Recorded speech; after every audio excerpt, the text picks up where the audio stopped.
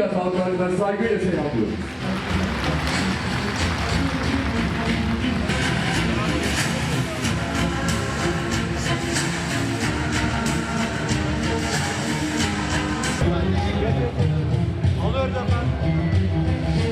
Yaklaşık 40 milyon lira yatırım bedeliyle 800 metrekare kapalı alana sahip.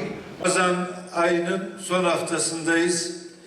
Ramazan-ı Şerifimizin hak ettiği güzellikte idrak edilmesini, tamamlanmasını ve bayrama sevdiklerinizle, sağlıkla, huzurla kavuşmanızı Cenab-ı Allah'tan niyaz ediyor.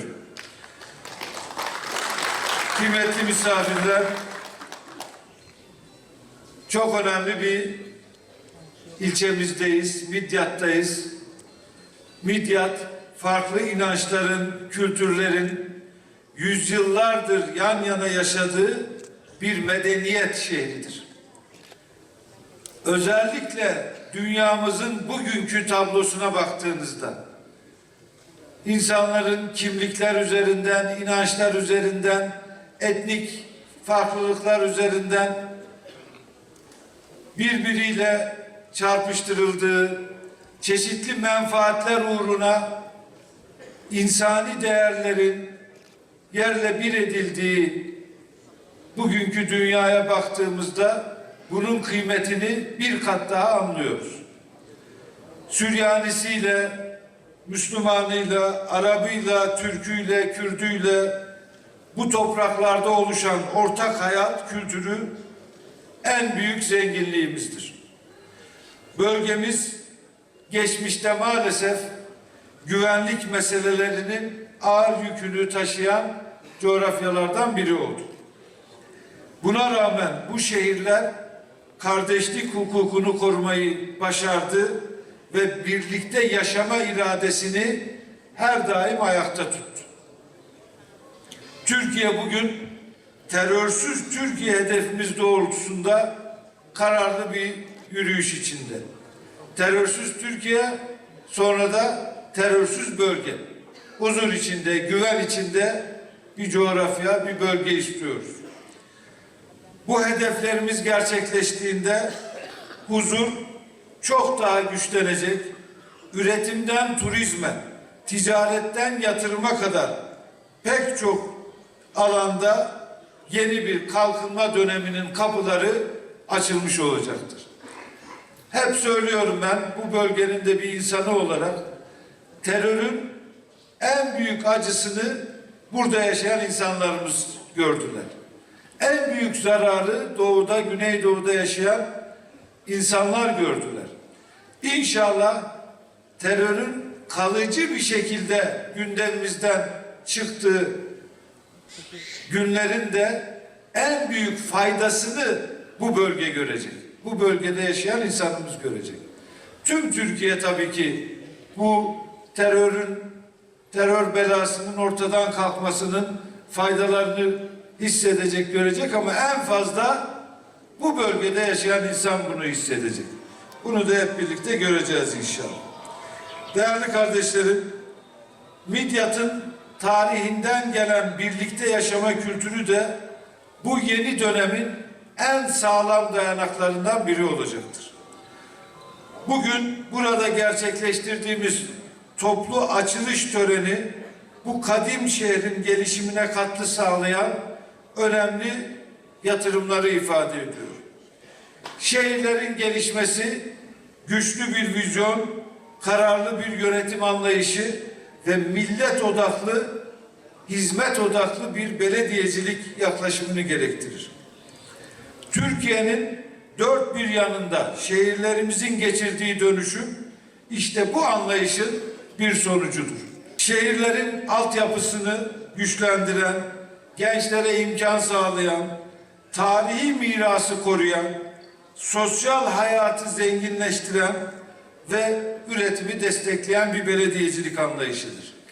Bir belediye halka temel hizmetleri sunmak durumunda. Ben bütçe görüşmelerinde, mecliste de ifade ettim. Kim olursa olsun, hangi partiden olursa olsun, Bir belediye başkanının birinci asli görevi vatandaşın temel beklentilerine cevap vermek, ihtiyaç duyduğu temel hizmetleri sunmak, bu çerçevede de asli görevlerini yerine getirmektir. Bunu yapmayıp laf, polemik belediyeciliği veya lüzumsuz yerlere kaynakları harcayan bir belediyecilik yaparsanız vatandaşı memnun etmemiş olursunuz. Dolayısıyla bizim belediyelerden beklentimiz budur. Bunu da her fırsatta ifade ediyoruz. Midyat'ta hayata geçirilen projelerde bu anlayışı görüyoruz. Bugün Midyat'ta spor altyapısını güçlendiren önemli yatırımların açılışını gerçekleştiriyoruz.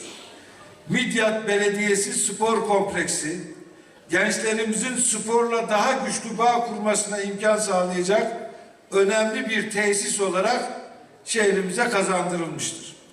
Bunun yanı sıra gençlik merkezi, semt sahaları ve spor alanları da gençlerimizin kendilerini gerçekleştirecekleri, ifade edebilecekleri imkanlar sunmaktadır. Şehrimizin kültürel hayatına katkı sağlayacak olan önemli bir eser olan Midyat Belediyesi Kültür ve Kongre Merkezi de bugün açılışını yaptığımız bir yatırım. Bu merkez Midyat'ın kültür ve sanat hayatına da önemli bir soluk kazandırmıştır. Midyat'ın tarihi dokusunu korumaya yönelik çalışmalar da büyük bir titizlikle yürütülmektedir. Akçakaya ve tarihi çarşı bölgelerinde gerçekleştirilen restorasyon ve sokak sağlıklaştırma çalışmaları kadim sokakların yeniden canlanmasına katkı sağlamaktadır. Kuyumcular ve hazır giyimciler çarşısı düzenlemesi tarihi ticaret hayatının güçlenmesine destek olmaktadır. Binbaşı Abdurrahman Efendi Konağı'nın restorasyonu ve Matiate Kazı ve Restorasyon Evi gibi projeler de Midyat'ın tarihini geleceğe taşıyan kıymetli çalışmalar arasında yer almaktadır. Şehrimizin sosyal hayatını güçlendiren yatırımlar da bu program kapsamında açılışını gerçekleştirdiğimiz projeler arasında. Binbaşı Yakup Karakaya Mesire Alanı, Recep Tayyip Erdoğan Parkı, Barış Manço Parkı ve ilçemizin farklı noktalarında hayata geçirilen park düzenlemeleri Midyatlı hemşerilerimizin aileleriyle birlikte vakit geçireceği yeni yaşam alanları sunmaktadır. Esnafımızın ve vatandaşlarımızın daha düzenli bir ortamda hizmet almasını sağlayacak olan Midyat Kapalı Semt Pazarı ile yerel üreticilerimizi destekleyen organik köy ürünleri pazarı da şehrimizin ekonomik hayatına katkı sağlayacaktır.